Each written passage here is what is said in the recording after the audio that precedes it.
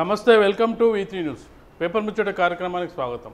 ఈరోజు వివిధ దినపత్రికల్లో వచ్చిన వార్తలను చూసినట్టయితే ముందుగా ఈనాడును తీసుకున్నట్టయితే ఈనాడులో మొదటి వార్తగా హోటల్లో మంటలు అంటూ వార్తనివ్వడం జరిగింది. నిర్లక్ష్యమే నిప్పురవ్వ.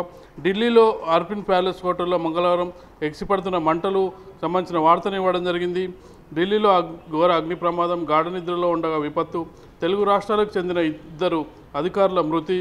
ప్రాణాలు కాపాడుకోపోయి పైనుంచి దూకిన మరో 35 మంది గాయాలు. తప్పించుకునే మార్గం లేని పరిస్థితి. నిబంధనలు అతిక్రమించి హోటల్ నిర్వహణ అంటూ వార్తనివ్వడం జరిగింది. మరొక వార్తగా ఈనాడులో ఆ పైసలు ఎక్కడివి, 50 లక్షలు ఎవరిచ్చారు, మిగతా 4.5 కోట్లు ఎవరు సమకూర్చారు అంటూ ఓటుకు నోటు కేసులో 7 గంటల పాటు ఈడీ ప్రశ్నల వర్షం. వేం నరేందర్ రెడ్డి ఆయన కుమారుడి విచారణ అంటూ వార్తనివ్వడం జరిగింది. మరొక వార్తగా ఈనాడులో సిబిఐ పెద్దలకు కోర్టు నిర్బంధం అంటూ వార్తనివ్వడం జరిగింది. సాయంత్రం వరకు న్యాయస్థానంలో కూర్చోండి, చెరో 1 లక్ష జరిమానా కట్టండి. సిబిఐ ఉన్నతాధికారులు నాగేశ్వరరావు, భానురామ్లకు సుప్రీంకోర్టు శిక్ష అంటూ వార్తనివ్వడం జరిగింది. ఎర్రజొన్న రైతుల కన్నెర్ర. పంటను ప్రభుత్వమే కొనాలని డిమాండ్. గొంతు కలిపిన పసుపు రైతు. మద్దతు ధర కల్పించాలని ఆందోళన. నిజామాబాద్ జిల్లాలో ఆర్మూర్లో పెద్ద ఎత్తున రాస్తారోకో అంటూ వార్తనివ్వడం జరిగింది. ఈ వారమే విస్తరణ, శాఖల పునర్వ్యవస్థీకరణపై కసరత్తు పూర్తి అంటూ మంత్రివర్గ విస్తరణకు సంబంధించిన వార్తనివ్వడం జరిగింది. ఏ రాష్ట్రంలో కేసులు ఆ రాష్ట్రం హైకోర్టుకే ఫుల్ బెంచ్ తీర్పు అంటూ మరో వార్తనివ్వడం జరిగింది. ఛానళ్ల ఎంపికకు మార్చి 31 వరకు గడువు పెంపు అంటూ వార్తనివ్వడం జరిగింది. ఇవి ఈనాడులో మొదటి పేజీలో వచ్చిన వార్తలను తీసుకున్నట్టయితే మరొక పత్రికను తీసుకున్నట్టయితే సాక్షిలో మొదటి పేజీలో మొదటి వార్తగా బిఎడ్ గో హెడ్ అంటూ వార్తనివ్వడం జరిగింది. బ్యాచిలర్ ఆఫ్ ఎడ్యుకేషన్ అభ్యర్థులకు హెచ్జిటి అర్హత అంటూ వార్తనివ్వడం జరిగింది. ఉద్యోగం వస్తే 2 ఏళ్లలోగా బ్రిడ్జ్ కోర్సు చేయాలి, కేంద్రం స్పష్టీకరణ. దీనికి అనుగుణంగానే సీటెట్ నోటిఫికేషన్. రాష్ట్రం సహా దేశవ్యాప్తంగా లక్షలాది మందికి ప్రయోజనం. పేపర్ 1 పరీక్ష రాసేందుకు మార్గం సుగమం. డిగ్రీ డిఎడ్ చేసిన వారు 6, 7, 8 తరగతుల బోధనకు అర్హులే. వచ్చే నెల 5 వరకు సీటెట్ దరఖాస్తులు అంటూ వార్తనివ్వడం జరిగింది. ఇది 2010కి ముందు కూడా బిఎడ్ అభ్యర్థులకు హెచ్జిటికి అర్హత ఉండే, అయితే తర్వాత సుప్రీంకోర్టు ఆదేశాల అనుసారం వాళ్ళకు అర్హత కోల్పోయారు. దానికి ఒక ప్రొవిజన్ ఇవ్వడం జరిగింది. ఈ వార్త సారాంశం. మరో వార్తగా ఢిల్లీ హోటల్లో మంటలు అంటూ వార్తనివ్వడం జరిగింది. 17 మంది మృతి, 35 మంది గాయపడ్డారు అంటూ వార్తనివ్వడం జరిగింది. మృతుల్లో విశాఖవాసి. ప్రాణాలు కాపాడుకునేందుకు భవనం పైనుంచి దూకి 2 దుర్మరణం అంటూ వార్తను ఇవ్వడం జరిగింది. మరొక వార్తగా విద్యుత్ సేవలపై 18% జీఎస్టీ. 2017 జూలై తర్వాత జారీ చేసిన కొత్త కనెక్షన్లు, అదనపు లోడుపై వడ్డింపు.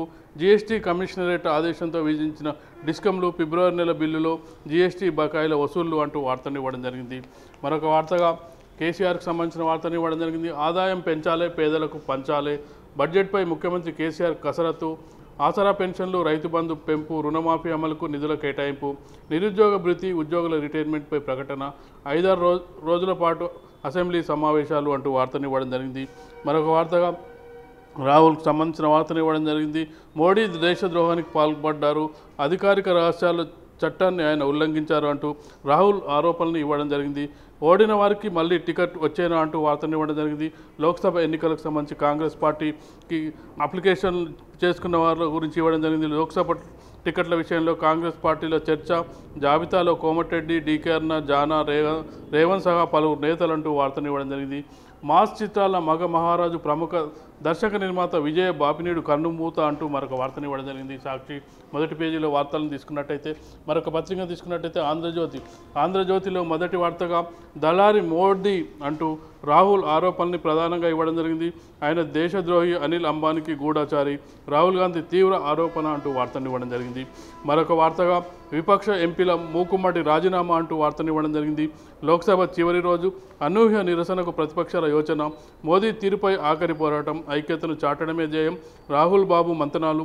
అర్ధరాత్రి చర్చలు, నేడు స్పష్టత. బోపర్సు సమయంలో ఎన్టీఆర్ తర అడుగులు అంటూ వార్తనివ్వడం జరిగింది.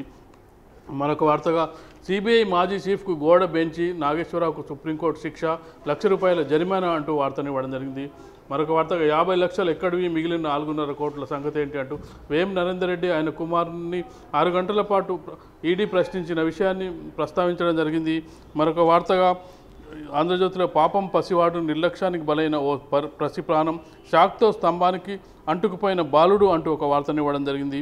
అంటుకుపోయిన చిత్రాన్ని కూడా ఇవ్వడం జరిగింది. ఇవి మొదటి పేజీలో ఆంధ్రజ్యోతిలో వచ్చిన వార్తలను తీసుకున్నట్టయితే, మరొక పత్రికను తీసుకున్నట్టయితే ఆంధ్రప్రభలో మొదటి పేజీలో మొదటి వార్తగా మార్చి కల్లా ప్రీపెయిడ్ మీటర్లు అంటూ వార్తను ఇవ్వడం జరిగింది. స్మార్ట్ ఫోన్ల తరహాలో రకరకాల ఫీచర్లు, విద్యుత్ చౌర్యానికి ఇక చెల్లుచీటి అంటూ వార్తను ఇవ్వడం జరిగింది. మరొక వార్తగా ఆంధ్రప్రభలో 25 నుంచి అసెంబ్లీ బడ్జెట్కు ముందే కేబినెట్ అంటూ వార్తను ఇవ్వడం జరిగింది. తరుముకొస్తున్న ఎమ్మెల్సీ లోక్సభ ఎన్నికల షెడ్యూల్ ఈలోగాలే అన్నీ చక్కబెట్టాలి సీఎం కేసీఆర్ కసరత్తు అంటూ వార్తను ఇవ్వడం జరిగింది. లెక్కలు రెడీ, ఫైనాన్స్ కమిషన్ దృష్టికి కీలక అంశాలు, రాష్ట్ర ప్రభుత్వ నివేదిక సిద్ధం, mission Bhagiratha, mission Kakatiya project సందర్శనకు ఏర్పాట్లు, 20న సీఎం కేసీఆర్ భేటీ అంటూ వార్తను ఇవ్వడం జరిగింది. ఆంధ్రప్రభలో మరొక వార్తగా మోడీ రాజద్రోహి అంటూ రాహుల్ ఆరోపణలు ఇవ్వడం జరిగింది. అనిల్ అంబానీకి మధ్యవర్తి, దేశ భద్రతను తాకట్టు పెట్టారు, ఎంఓయూకు 10 రోజుల ముందే రాఫెల్ సమాచారం లీక్ అయింది. మార్చి 28, 2015 నాటి ఈమెయిల్ను బయటపెట్టిన రాహుల్ వ్యాఖ్యలను తిప్పికొట్టిన బీజేపీ విద్యార్థి సంస్థలకు ఆయన లాబీయిస్ట్ అని ధ్వజం అంటూ వార్తను ఇవ్వడం జరిగింది. మరొక వార్తగా ఓటుకు నోటు కేసు ఈడీ ఎదుట హాజరైన వేం నరేందర్ రెడ్డి, 2 కుమారులను విచారించిన ఈడీ వారం రోజుల్లో విచారణకు రావాలని రేవంత్ రెడ్డికి నోటీసు అంటూ వార్తను ఇవ్వడం జరిగింది. మరొక వార్తగా అమెరికాలో 600 వర్సిటీలకు అక్రిడేషన్ రద్దు అంటూ ఒక స్పెషల్ స్టోరీని ఇవ్వడం జరిగింది ఆంధ్రప్రభ పత్రిక. మరొక వార్తగా 5 పార్లమెంటరీ కమిటీల ఏర్పాటు, విజయవాడ జనసేన రాజకీయ వ్యవహారాల కమిటీ వర్కింగ్ ఎగ్జిక్యూటివ్ కమిటీలు నియమించిన జనసేనాని అంటూ వార్తను ఇవ్వడం జరిగింది. మరొక వార్తగా లోక్సభ సమరం, రాహుల్ మోడీ మధ్య సమయం లేదు మిత్రమా, సన్నద్ధం కావాలి, నెలాఖరులో షెడ్యూల్ రావచ్చు, రాహుల్ని ప్రధాని చేయాలి, అందరం కష్టపడాలి, టెలికాన్ఫరెన్స్లో పార్టీ కేడర్కు దిశానిర్దేశం, లోక్సభకు పోటీ చేయను, దరఖాస్తులే ముఖ్యం కాదు, సర్వేలను బట్టి టికెట్లు అంటూ వార్తనివ్వడం జరిగింది.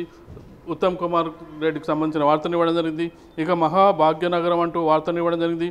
50 కిలోమీటర్ల పరిధిలోని ప్రాంతాలన్నీ జీహెచ్ఎంసీ పరిధిలోకి మాస్టర్ ప్లాన్ రూపొందించే పనిలో అధికారగణం, 3 ఏళ్లలో పూర్తి చేయాలని సంకల్పం, హైదరాబాద్ను గ్లోబల్ నగరంగా తీర్చిదిద్దాలన్నదే లక్ష్యం అంటూ వార్తను ఇవ్వడం జరిగింది. ఇవి ఆంధ్రప్రభలో మొదటి పేజీలో వచ్చిన వార్తలను తీసుకున్నట్టయితే, మరొక పత్రికను తీసుకున్నట్టయితే నమస్తే తెలంగాణలో మొదటి వార్తగా మంటల్లో హోటల్ అంటూ వార్తను ఇవ్వడం జరిగింది. ఢిల్లీలో ఘోర అగ్ని ప్రమాదం, 17 మంది దుర్మరణం అంటూ వార్తను ఇవ్వడం జరిగింది. రోజంతా కోర్టులో కూర్చోండి అంటూ వార్తను నాగేశ్వరరావు సిబిఐ మాజీ డైరెక్టర్కి సంబంధించిన వార్తను ఇవ్వడం జరిగింది. కోర్టు ధిక్కరణపై సిబిఐ మాజీ చీఫ్ నాగేశ్వరరావుకు సుప్రీంకోర్టు అనూహ్య శిక్ష, ₹1,00,000 జరిమానా. బీహార్ ఆశ్రయ గృహం కేసులో కోర్టు ధిక్కరణకు పాల్పడ్డారని స్పష్టీకరణ, నాగేశ్వరరావు బేషరతు క్షమాపణ తిరస్కరణ, సిబిఐ న్యాయ సలహాదారుకు ఇదే శిక్ష అంటూ వార్తను ఇవ్వడం జరిగింది. మరొక వార్తగా అంగడి డిగ్రీలకు చెక్, ఓయూ తుది దశకు చేరిన డిగ్రీల డిజిటలైజేషన్ అంటూ వార్తను ప్రత్యేక కథనాన్ని నమస్తే తెలంగాణ ప్రచురించడం జరిగింది. ఇవి ఈరోజు వివిధ దినపత్రికల్లో వచ్చిన వార్తని. వీటిపై విశ్లేషణ కొనసాగించే ముందు ఇప్పుడు ఒక చిన్న బ్రేక్ తీసుకుందాం.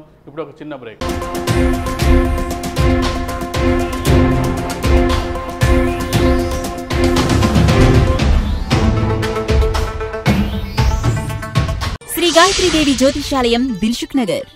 శ్రీ పండిట్ సాయిరాం శాస్త్రి గారు గత 30 సంవత్సరాలుగా దిల్సుఖ్ నగర్లో స్థిరంగా ఉంటున్నారు.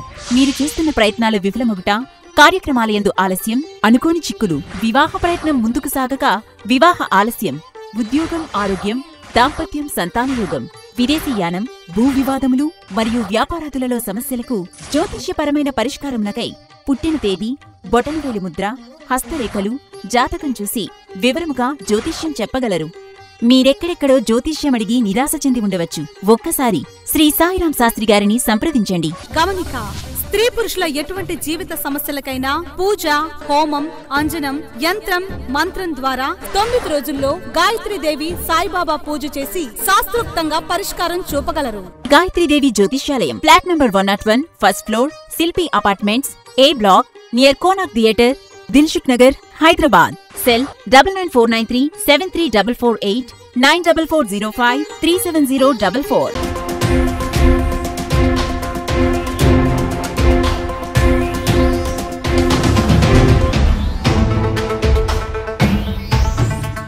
వెల్కమ్ బ్యాక్ టు పేపర్ ముచ్చట కార్యక్రమం. ఈరోజు మన కార్యక్రమంలో పాల్గొనడానికి, విశ్లేషించడానికి బి శ్రీనివాసరాజు టీఆర్ఎస్ రాష్ట్ర కార్యదర్శి ఉన్నారు. నమస్తే సార్.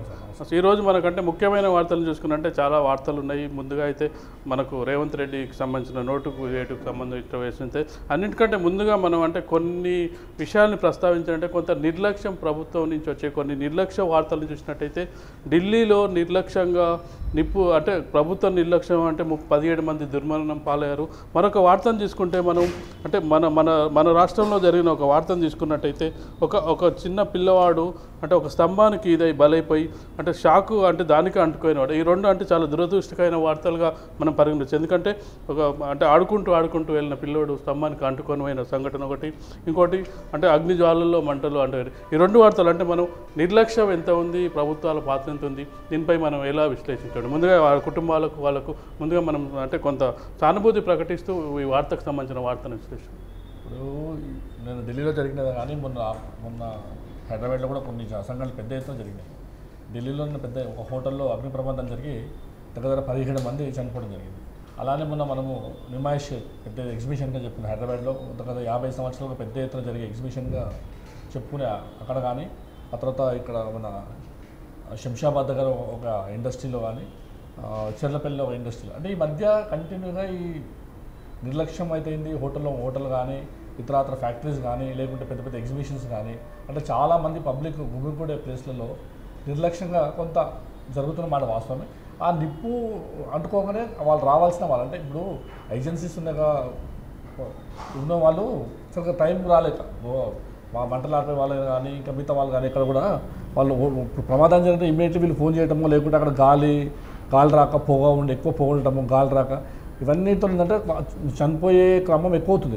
మొన్న ఇక్కడ మన ఎగ్జిబిషన్ తీసుకుని ఓపెన్ ప్లేస్లో అందరూ బయటకు వచ్చేసారు. అప్పటికప్పుడు స్పాట్లో బయటకు రావడం వల్ల ఎక్కడ కూడా ప్రమాదం అంటే ఆస్తి నష్టం జరిగింది తప్ప ఎవరికి చనిపోయే వాళ్ళు ఎవరు హోటల్ నైట్ టైము భయాందోళన ప్లస్ అంటే కాపాడుకోవడానికి దూకడము ఇవన్నీ అంటే అక్కడ ఏంటంటే 5 floors 6 floors బిల్డింగ్ అది పైన టాప్లో జరిగింది.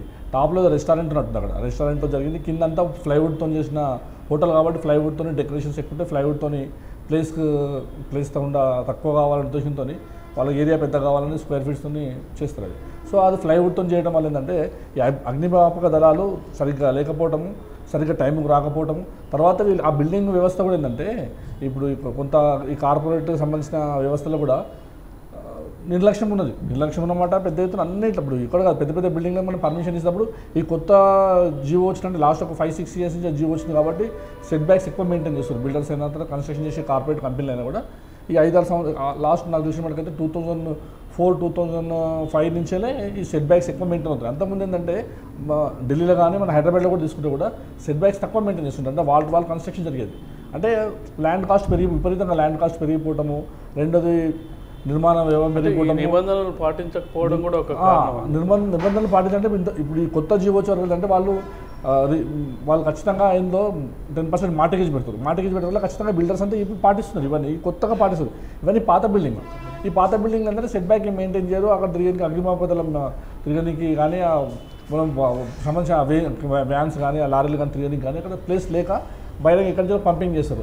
ఈ 5th floor 6th floor జరగడం వల్ల ఏంటంటే ఆ కండిషన్స్లో చాలా మంది ఏదైనా అంటే ఇద్దరు మన తెలుగు వారు కూడా చనిపోయడం జరిగింది. అంటే మరొక మన తెలంగాణకు సంబంధించిన వార్తను చూసినట్టయితే అంటే చిన్న బాబు ఆడుకుంటూ సేమ్ ఇది కూడా ఏంటంటే గేటెడ్ కమ్యూనిటీలో ఇక్కడ మన గండిపేట ఉన్న గేటెడ్ కమ్యూనిటీలో జరిగింది. అంటే గేటెడ్ కమ్యూనిటీలో సోలార్ ఫెన్సింగ్ అది యాక్చువల్గా సోలార్ ఫెన్సింగ్స్ పిల్లలు ఆడుకుంటే ఆ సోలార్ ఫెన్సింగ్ పవర్లు సప్లై అవుతుంది.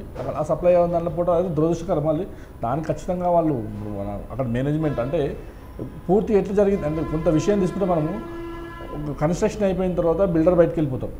అక్కడ సొసైటీ ఏర్పడుతుంది. ఆ సొసైటీ వాళ్ళు పట్టించుకోవాలి యాక్చువల్ లెక్క ప్రకారం. లేదంటే బిల్డర్ అన్న పట్టించుకోవాలి, సొసైటీని పట్టించుకోవాలి. ఇద్దరు ఏమైందంటే బిల్డర్ బయటకు వెళ్ళిపోయిన తర్వాత బిల్డర్ నాకు సంబంధం లేదని బిల్డర్ జరిగిపోతాడు.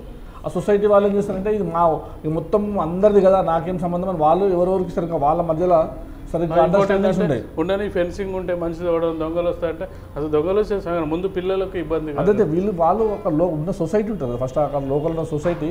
అప్పుడు ఆ గేటెడ్ కమ్యూనిటీలో ఎవరు మెయింటెనెన్స్ చేస్తారో ఆ మెయింటెనెన్స్ వాళ్ళు ఇవన్నీ పట్టించుకోవాలి. వాళ్ళ సరికి వాళ్ళు పట్టించుకోకేందంటే ఎప్పుడు జరిగినప్పుడు ఇవన్నీ ఆ ఒక్కరోజు మనం మాట్లాడేటప్పుడు తర్వాత దాని నుంచి మళ్ళీ పట్టించుకోవడం కాదు. ఖచ్చితంగా ఆ సొసైటీ దీని మీద దాని మీద చర్యలు తీసుకోవాల్సిన తీసుకోవాలి ఖచ్చితంగా. ఇట్లాంటి జరగకుండా చూడాల్సిన బాధ్యత సొసైటీలో ఉంటుంది, సొసైటీలో కానీ ఆ బిల్డర్స్ కానీ ఉంటుంది. అంటే వాళ్ళకు ఖచ్చితంగా ఒక నిబంధనలు పాటించడం ఇది. అంటే బిల్డర్ వెళ్తూ ఏమేమి అంటే ఈ మధ్య మనం చూస్తే ఈ బోర్ బౌల్ కూడా అదే పరిస్థితి, బోర్ వదిలేసిపోవడం.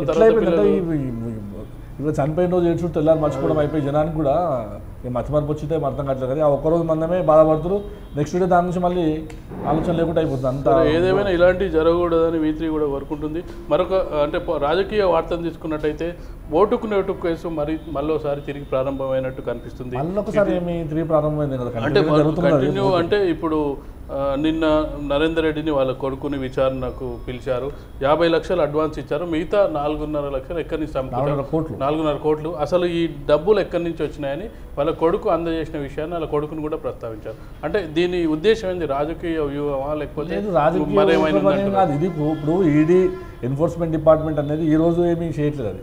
అది ఏ రోజు అయితే రేవంత్ రెడ్డి అక్కడ తీసుకెళ్ళి ఆ టైంలో ఎమ్మెల్సీగా నరేందర్ రెడ్డి కాంటాక్ట్ చేస్తున్నారు టీడీపీ తరఫున, స్టీఫెన్సన్ ఏమో మా తరఫున టీఆర్ఎస్ తరఫున చేస్తారు. టీఆర్ఎస్ తరఫున వేరే క్యాండిడేట్ ఉండే మాకు, స్టీఫెన్సన్ అనేది మాకు నామినేటెడ్ ఎమ్మెల్సీ అతను.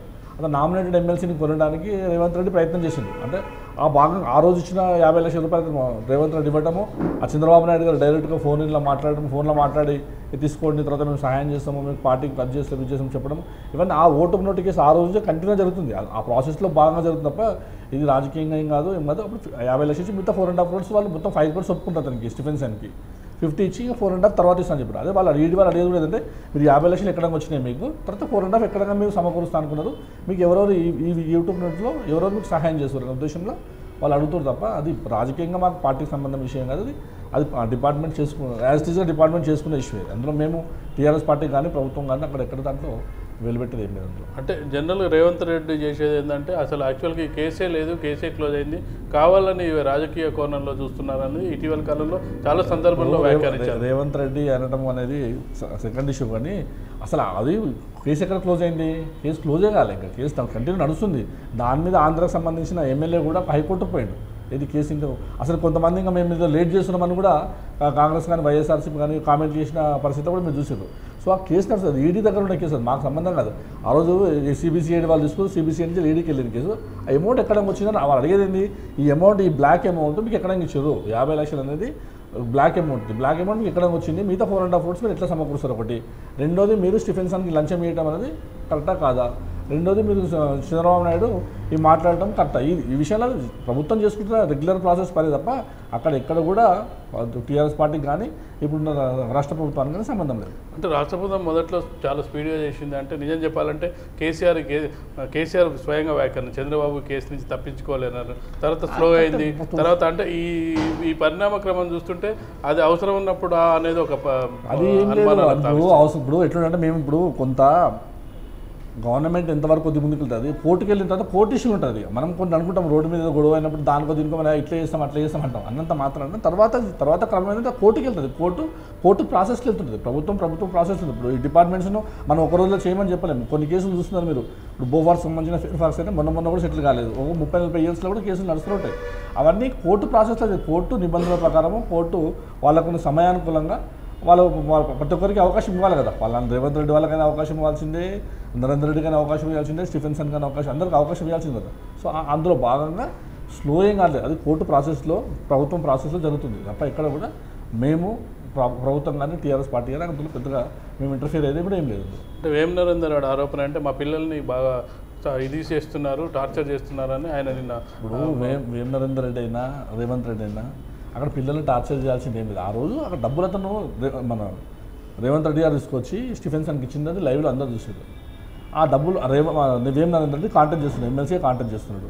ఆ అమౌంట్ వేం నరేందర్ రెడ్డి దగ్గర నుంచి ఇచ్చినట్టు, వాళ్ళ పిల్లలు కూడా అందరూ పాల్గొన్నట్టు అవన్నీ అక్కడ ప్రూఫ్స్ ఉన్నాయి కాబట్టి అందరినీ ప్రశ్నిస్తారు.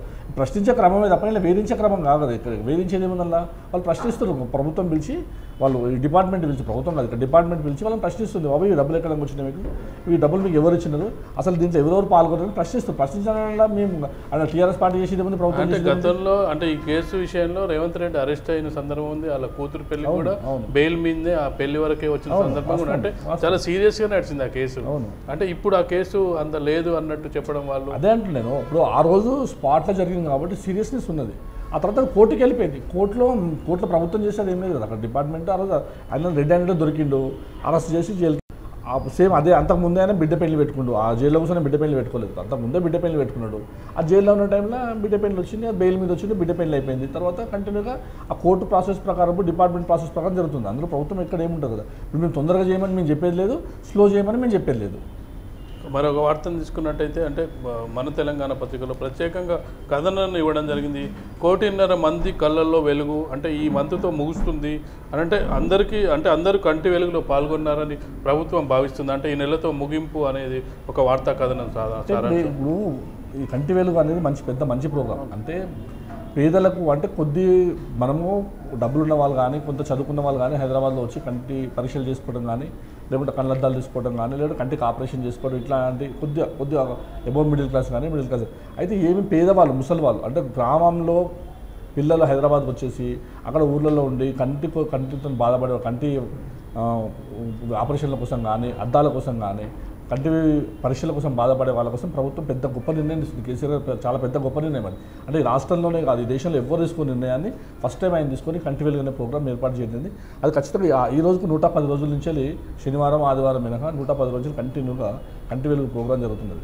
అయితే ఆల్మోస్ట్ అందరూ కూడా ప్రభుత్వం ఏంటంటే ఆల్మోస్ట్ దగ్గరికి చాలామంది చూపించుకున్నారు, ఇంకా తక్కువ మంది ఉన్నారు. వాళ్ళని కూడా ఈ మంత్ లోపల కంప్లీట్ చేసుకోవాలనే ఉద్దేశంతో చాలా పెద్ద ఎత్తున అందులో మీరు చూస్తున్నారు 1,49,000 మంది అంటే 1,49,00,000 మంది ఈ రోజు వరకు కంటి వెలుగు పరీక్షలు చేసుకున్నారు. వాళ్ళందరికీ అద్దాలు ఇచ్చింది ప్రభుత్వం. అలా ఎవరెవరికి అవసరం పడుతుందో వాళ్ళందరికీ కూడా ప్రభుత్వం అద్దాలు ఇవ్వడం కానీ దానికి సంబంధించిన మందులు ఇవ్వడం కానీ జరిగింది. అంటే ఆపరేషన్స్ ఎక్కడ జరగలేదు, ఇక్కడ ఆపరేషన్స్ క్యాటరాక్ట్ ఆపరేషన్స్ ఏం చేయలేదు. మేము చేసి అంటే పరీక్షలు చేయటము, వాళ్ళకి అద్దాలు ఇవ్వడం కానీ దానికి సంబంధించిన మందులు ఇవ్వడం కానీ ఇంత వచ్చింది. సో ఈ క్రమంలోనే రేపు మళ్ళీ ఈ ప్రభుత్వం మీద ఈ కంటి వెలుగు ప్రోగ్రామ్ అయిపోయిన తర్వాత ఈ ప్రభుత్వం మళ్ళీ డెంటల్ కానీ అంటే దంత పరీక్షలు కానీ, చెవి పరీక్షలు కానీ, ఈఎన్టీ పరీక్షలు అంటే ఈ ఐ నోస్ టీత్ అంటే మొత్తం 3 ఈఎన్టీ పరీక్షలను కూడా మళ్ళీ ప్రభుత్వమే పూనుకొని మొత్తం సేమ్ ఈ కంటి వెలుగు ప్రోగ్రామ్ ఏ విధంగా చేసినామో అట్లా ఈ సేమ్ ఈ ఈఎన్టీ ప్రోగ్రామ్స్ చేద్దామని ఆల్రెడీ స్టార్ట్ చేసింది. ఆల్రెడీ సిటీలో కొద్ది భాగం స్టార్ట్ అయింది కూడా, మిగతా స్టేట్ మొత్తం కూడా స్టార్ట్ అయ్యి ఆ ప్రోగ్రామ్ కూడా పెద్ద సక్సెస్ఫుల్గా అవుతుంది. ముఖ్యమంత్రి గారి ప్రధాన ఉద్దేశం అంటే తెలంగాణ మొత్తం అందరూ ఆరోగ్యంగా ఉండాలి, ఎవరు కూడా ఎలాంటి ఇబ్బందులు ఉండద్దు. అంటే పెద్దవాళ్ళు ఆరోగ్యశ్రీ దీని ద్వారా కార్పొరేట్ హాస్పిటల్కి వెళ్తారు. సో కానీ అది కూడా చిన్నగా ఉన్న వాళ్ళకు స్వయంగా మనమే ప్రభుత్వం అక్కడికి వెళ్ళి లోకల్కి అక్కడ గ్రామానికి వెళ్ళి ఆ గ్రామం ద్వారా ఇంటింటికి వెళ్ళి ఒక కమ్యూనిటీ హాల్లో మీటింగ్ పెట్టి కమ్యూనిటీ హాల్కి అందరిని పిలిచి వాళ్ళ కంటి ప్రోగ్రామ్స్ కానీ ఇతర ఈఎన్టీకి సంబంధించిన ఏం ప్రాబ్లమ్స్ ఉన్నా ప్రభుత్వమే తీర్చాలి. వాళ్ళందరికీ సంబంధించిన మందులు కానీ ఇంకా ఏమన్నా పడితే ఇట్లా అవసరమైతే అన్నీ కూడా ప్రభుత్వమే చేయాలనే ఉద్దేశంతో పెద్దలు కేసీఆర్ గారు పెద్ద ప్రోగ్రాం తీసుకుంటూ ఆయన ప్రధాన ఉద్దేశం ఏంటంటే తెలంగాణ మొత్తం ఆరోగ్య తెలంగాణ ఉండాలని ముఖ్యమంత్రి గారు ఆలోచన. అంటే అద్దాల వరకు సక్సెస్ అయింది అని చెప్పొచ్చు, కానీ ఆపరేషన్లు దీనికి వచ్చేటప్పుడు ఆపరేషన్ మేము ఎక్కడ చేయలేదు, తప్పదు. ఒక ఆపరేషన్ ఏం చేయలేదు, తప్పదు. మేము చేయలేదు ఎక్కడ ఆపరేషన్ అనేది, ఈ ప్రభుత్వం ఈ విధంగా ఆపరేషన్ ఎక్కడ కూడా చేయలేదు. కానీ చేసి ఉంటే బాగుండేది. కానీ ప్రజల నుంచి కొంత వస్తుంది ఏంటంటే అద్దాల వరకు ఇచ్చారు అంటే కొంత కంటి వెలుగు అంటే కొందరికి అవసరమైన చోట్ల, ఎందుకంటే ఒక గ్రామాల్లో ఉండేళ్ళు అంటే ఆసుపత్రులు తక్కువ ఉంటాయి, ఐ హాస్పిటల్ తక్కువ ఉంటాయి, తక్కువ ఉండే వాళ్ళు అసలు హాస్పిటల్కి ఎవరు అద్దాలు చూపించుకోవడానికి మినిమం కూడా ఎవరు చాలా మంది కొంచెం కనపడ్డా సర్లే ఏముంది నేను నడిచిపోద్ది అనుకుంటారు. అట్లాంటిది అవసరమైన వాళ్ళకు ఆపరేషన్స్ కూడా చేస్తుంటే ఈ పథకం ఇంకా బాగుండేది. ఆపరేషన్స్ అనే వల్ల కొద్దిగా మరి ప్రభుత్వం దాని మీద కొద్దిగా దృష్టి పెడుతుందేమో అంటే రాబోయే కాలంలో. అంటే ఒకటి అందరికీ అవసరం ఉండదు, అవసరమైన కొన్ని స్పెషల్ కేసెస్ ఆపరేషన్ చేస్తేనే వీళ్ళు సక్సెస్ అయితే. ఎట్లుందంటే ఇప్పుడు కంటి వెలుగు ప్రధాన ఉద్దేశం ఏంటంటే అసలు ఎంతమంది ఉన్నది కనుక్కోవాలి, వాళ్ళకు అద్దాలు ఇవ్వడం ద్వారా కంటి వెలుగు నిజంగా ఆపరేషన్స్ అంటే ఆరోగ్యశ్రీ ద్వారా ఆపరేషన్ జరుగుతున్నాయి. ఇప్పుడు ఆరోగ్యశ్రీ అనే ప్రోగ్రాం కానీ ముఖ్యమంత్రి సహాయ నిధి CMRF దీన్ని బట్టి ముఖ్యమంత్రి సహాయం ద్వారా కానీ ఆరోగ్యశ్రీ ద్వారా ఆల్రెడీ కంటి ఆపరేషన్స్ జరుగుతూనే ఉన్నాయి. అందులో అవి కార్పొరేట్ హాస్పిటల్స్ కానీ ప్రభుత్వ హాస్పిటల్లో జరుగుతున్నాయి.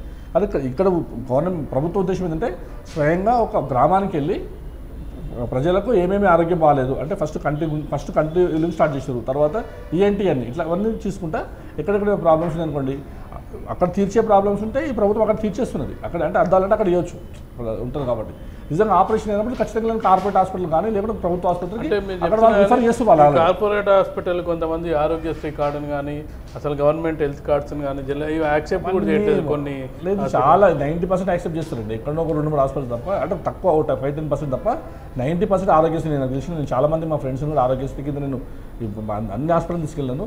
90% హాస్పిటల్ ఆరోగ్యశ్రీ కానీ CMRF రిలీఫ్ ఫండ్స్ కానీ కంపల్సరీ తీసుకుంటారు. వాళ్ళు యాక్సెప్ట్ చేస్తున్నారు. ఎక్కడ మీరు అన్నట్టు చాలా తక్కువ ఉంటుంది, దాంట్లో రేర్ అనుకుంటున్నారు. కొంతమంది లేదు అంటే ఇప్పుడు ఏమైనా ఇన్సూరెన్స్ ఉన్న వాటి అంటే మాకు తీసుకురాండి కానీ మిగతా మాకు వద్దని కొన్ని హాస్పిటల్స్ చాలా తక్కువ. నాకు తెలిసిన అయితే మీకు CMRF రిలీఫ్ ఫండ్ అయితే చాలా వాళ్ళు మంచిగా యాక్సెప్ట్ చేస్తున్నారు. రెండోది ఆరోగ్యశ్రీ చాలా మటుకు 90% హాస్పిటల్స్ ఆరోగ్యశ్రీ యాక్సెప్ట్ చేస్తున్నాయి. వాళ్ళు ఇప్పుడు ప్రభుత్వ ఉద్దేశం ఏంటంటే గ్రామంలో చేసే సేవలు గ్రామంలో చేయాలి, లేదు వీళ్ళకు కంటి వెలుగులో ఖచ్చితంగా ఆపరేషనే కావాలంటే డాక్టర్ రిఫర్ చేస్తున్నాడు. డాక్టర్ ఏమంటాడు మీరు పలానా హాస్పిటల్కి వెళ్ళామా ఆరోగ్యశ్రీ ద్వారా ఆపరేషన్ చేయించుకొని డాక్టర్కి చెప్తున్నారు. వాళ్ళు అది జరుగుతూనే ఉన్నది, ఆ క్రమం జరుగుతున్నది అక్కడ. అంటే ఇప్పుడు ఒకటేంటంటే బడ్జెట్ సమావేశాలు, మరో వార్త చూస్తే బడ్జెట్ సమావేశాలు ప్రారంభమయ్యే అవకాశం ఉంది. ఇప్పటివరకు మంత్రివర్గ విస్తరణ చేయలేదు, అంటే మళ్ళీ ఎలక్షన్ కోడ్ వచ్చే అవకాశం కూడా ఉంది. ఎలక్షన్ కోడ్కు మంత్రివర్గ విస్తరణ లేదు, సంబంధం లేదు. కానీ దాదాపు 2 నెలలు అయింది మంత్రివర్గం విస్తరణ లేదని అంటే ప్రతిపక్షాలు కూడా ఆరోపణలు చేస్తున్నాయి. అంటే యాక్చువల్గా ఏంటంటే నిన్న ఒక వార్తా కథనం చూసినాము మనం, అంటే ఆంధ్రజ్యోతిలో ప్రత్యేకంగా వచ్చినుండే ఆ ఫైళ్ళన్నీ పేరుకపోతున్నాయి సెక్రటరియట్లో అన్నది. అంటే దీనిపై అంటే ప్రతిపక్షాల ఆరోపణలు అని కాదు కానీ మంత్రివర్గం లేకపోవడం అనేది కొంత వెనుకంజ వేసినట్టే కదా. అంటే ఇప్పుడు మంత్రివర్గము ముఖ్యమంత్రి గారి ఇష్టం మీద మంత్రివర్గం అనేది ఎట్లుందంటే ముఖ్యమంత్రి గారి ఇష్టం మీద ఆధారపడి మంత్రివర్గం వేయాలా వద్దా వేయాలంటే ఎప్పుడు వేయాలి. ఆయన ఇప్పుడు మొన్న ఒక కొత్త రాష్ట్రం ఏర్పడింది, మొదటిసారి ఎన్నికలు అయిపోయిన రెండోసారి ఎన్నికల్లో కూడా ఆయన మొత్తం మనకు 34-36 శాఖలు ఇంతకుముందు ఉండండి. లాస్ట్ టైం 294 మంది ఎమ్మెల్యేలు ఉన్నప్పుడు మన దగ్గర 40 మంది ఎమ్మెల్యేలు ఉండేవాళ్ళు. ఇప్పుడు మనకు కావాల్సిన 18 మంది మంత్రులే, 40 మంది మంత్రులు ఉండేవాళ్ళు అప్పుడు. ఇప్పుడు కావాల్సింది ఓన్లీ 18 మంది మంత్రులే. అంటే శాఖలన్నీ కుదిస్తున్నారు. ఇప్పుడు శాఖలన్నీ ఒక ఫ్రేమ్లో తీసుకొస్తున్నారు. అంటే శాఖలను కుదిర్చి కొన్ని శాఖలు బీసీకి సంబంధించిన శాఖలన్నీ బీసీలో తీసుకురావాలి, ఎస్సీలో ఆ సంబంధించిన శాఖలన్నీ ఒకదాన్ని తీసుకురావటం. ఇప్పుడు హోమ్ ఉన్నది అంత అట్లా అన్ని ప్రతి శాఖలను ఆ శాఖలను కలపడం. సో ఆ క్రమం జరుగుతుంది. లాస్ట్ ఒక 2 months నుంచి ఆయన ఏంటంటే పూర్తిగా దాని మీద పెద్ద ఆలోచన చేస్తున్నాడు. అది కంప్లీట్ కాగానే మంత్రివర్గం ఇస్తారంటే ఇప్పుడు సీఎం గారి ఇంట్రెస్ట్ అది ఎట్లా చేద్దామనేది ఆ పెద్దలు ఆలోచిస్తారు. ఈ రాష్ట్రాన్ని ఎట్లయితే ముందుకెళ్తే బాగుంటుంది, రాష్ట్రంలో ఆయన తెలిసినంత మనకు తెలియదు కదా. ముఖ్యమంత్రి గారికి ఖచ్చితంగా ఎప్పుడు ఏం చేయాలని దాని మీద అతను తెలిసినంత ఈ రాష్ట్రంలో ఎవరికి కూడా లేదు. ప్రజల బాగోగుల కోసం కానీ తెలంగాణ అభివృద్ధి కోసం కానీ తెలంగాణ రాష్ట్రాన్ని ముందుకు తీసుకెళ్లే క్రమం ముఖ్యమంత్రి గారికి ఉన్న అవగాహన ఈ రాష్ట్రంలో ఏ వ్యక్తికి లేదు. వాళ్ళు ఊరికే ఇప్పుడు ఆంధ్రజ్యోతి పేపర్ అయినా అదో ఎల్లో మీడియా అంటారు దాన్ని తీసుకెళ్ళి, ఆంధ్రజ్యోతి పేపర్ అయినా కాంగ్రెస్ పార్టీ కానీ ఇతర ప్రతిపక్ష పార్టీలు ఓన్లీ వాళ్ళు ఆ రోజు మాట్లాడడానికి ఏదో సబ్జెక్ట్ కావాలి కానీ మాట్లాడడం తప్ప ముఖ్యమంత్రి గారికి ఈ రాష్ట్రంలో ఎప్పుడు ఏం చేస్తే బాగుంటుంది, ఎలా చేస్తే ఈ ప్రభుత్వంకు ఈ ప్రజలకు బాగా జరుగుతుంది అన్న ఉద్దేశం అతను పూర్తిగా అవగాహన ఉంటుంది. అతను మంచి చేస్తుందని అందరూ భావిస్తున్నారు. అంటే ప్రతి శాఖ మీద సమీక్ష చేస్తుండో గత నెల రోజులు సమీక్షలు చేస్తుండే కానీ ఆ మంత్రికి అంటే శాఖకు మంత్రి ఉంటే ఇంకా పారదర్శకంగా ఇంకా అది ఉండొచ్చు. కానీ సీఎం గారు ఖచ్చితంగా దాని మీద చేస్తారు. త్వరలోనే ఉండొచ్చు, ఉండకపోవడం మంత్రివర్గం లేకుంటే ఉండదని అది ఏ రోజు అనేది మనం ఖచ్చితంగా సమావేశాలు స్టార్ట్ అవుతున్నాయి. అంటే బడ్జెట్ ప్రవేశపెట్టేది కూడా సీఎం కేసీఆర్ అనే ఒక వార్తా కథనాలు వస్తున్నాయి. చెప్పలేము ఇప్పుడు దాని మీద అంత లోపల మంత్రివర్గ విస్తరణ జరగవచ్చు, లేదంటే సీఎం గారి ఇంట్రెస్ట్ అది సీఎం గారిని ఇంట్రెస్ట్ ఎవరికి వచ్చింది సరే ఎవరికి లేదు, వారు దాని మీద మంచి నిర్ణయం తీసుకుంటారని భావిస్తారు. అంటే బడ్జెట్ ఎలా ఉండొచ్చు అనుకుంటారు, ఎందుకంటే ఆదాయం పెంచాలి పేదలకు పంచాలని ఈరోజు ఒక వార్తా కథనం మనకు వచ్చింది. అయితే ఫస్ట్ నుంచి కూడా 2014లో ముఖ్యమంత్రిగా కేసీఆర్ ప్రమాణ స్వీకారం చేసిన కాన్సెప్ట్ కూడా ఆయన రాష్ట్ర ఆదాయం పెంచడము ప్రజలకు పంచడం అన్న దాని మీద ఒకటే సిద్ధాంతం మీద ఉన్నాడు. ఆదాయము వివిధ రకాలుగా ఆదాయాన్ని పెంచాలి మనం, అంటే దాంట్లో మీద తీసుకున్నాడు కుల వృత్తులను తీసుకొచ్చిండు. ఇప్పుడు గొర్రెలు యాదవులందరికీ గొర్రెల పంపకం చేసిండు. ఎందుకు చేసినది? గొర్రెల పంచడం ద్వారా వీళ్ళకేమో ఆల్రెడీ ఒక వృత్తిని ముందుకు తీసుకెళ్ళటం, వీళ్ళకు ఎంప్లాయ్మెంట్ కల్పించడం ఒక భాగం. రెండో భాగం ఏంది, ఆ వృత్తి ద్వారా వాళ్ళకు ఆదాయం వస్తుంది. అంటే ఆ గవర్నమెంట్ అంటే ఆదాయం రావడం ఇండైరెక్ట్ గవర్నమెంట్ కూడా ఆదాయం వస్తుంది.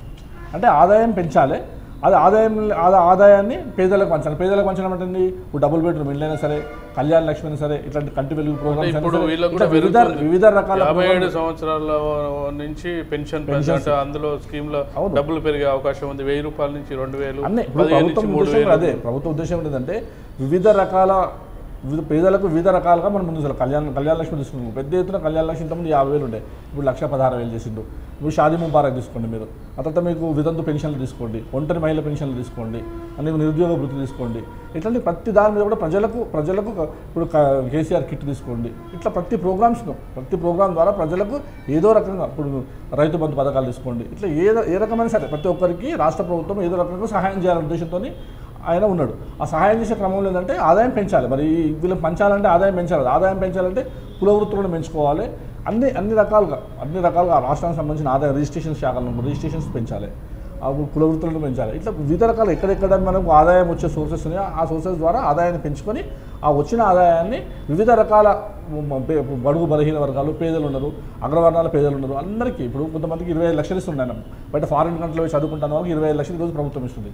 అవి ఎక్కడ వస్తున్నాయి అంటే ఈ అమౌంట్ అంతా ఇక్కడ తీసి పేదలకు పంచాలనే ప్రధాన ఉద్దేశంతో ముఖ్యమంత్రి గారు ఈ విధంగా వెళ్తున్నారు.